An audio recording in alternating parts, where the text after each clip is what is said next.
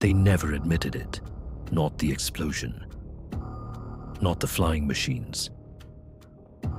Not the lost technology. But the documents exist. This isn't conspiracy theory. These are real files. Let's open them.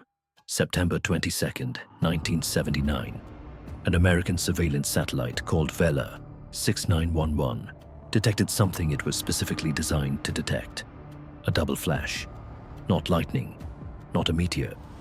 A precise, millisecond-separated burst of light. The exact optical pattern of a nuclear detonation. These satellites were built during the Cold War to catch secret atomic tests. They had already detected dozens before. They didn't make mistakes like this. The location: remote South Atlantic waters, near the Prince Edward Islands. No country claimed responsibility. The US formed a scientific panel. Months later, they suggested it was probably a sensor anomaly.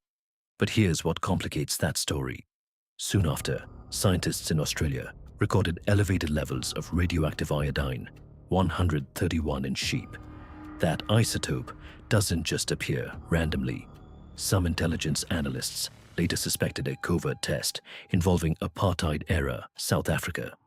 Others pointed toward possible foreign cooperation, but no government has ever admitted it.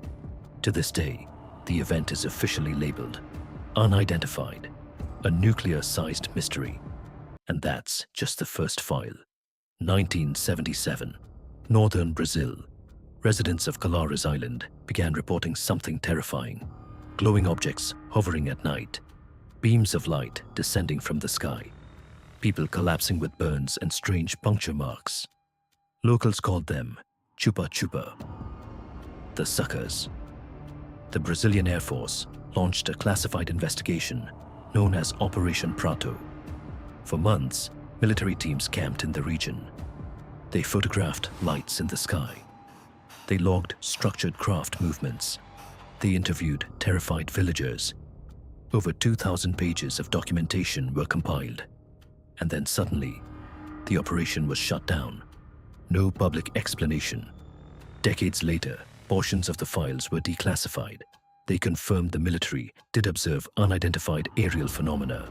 The commanding officer, Captain Uirange Holanda, later gave interviews saying they witnessed structured objects intelligently maneuvering. Not balloons, not swamp gas, not hysteria. Years after speaking publicly, he was found dead. Official ruling: suicide. The Brazilian government never denied the operation happened. They just stopped talking about it. Why document thousands of pages just to bury them? Now we go further back, nearly 2,000 years. Across Britain, France, Germany, and the Netherlands, archaeologists have uncovered small bronze objects dating to the Roman era. They are hollow, 12-sided. Each face has a circular hole, all different sizes. They are called Roman dodecahedron.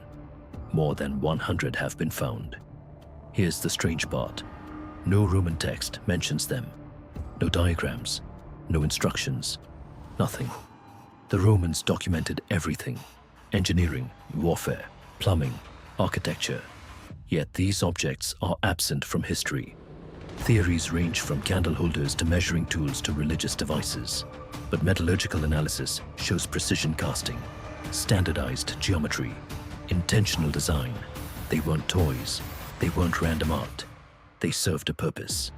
And somehow, the knowledge of how to use them vanished. Not destroyed, erased. 3 cases, and sometimes the most important events are the ones officially labeled unexplained.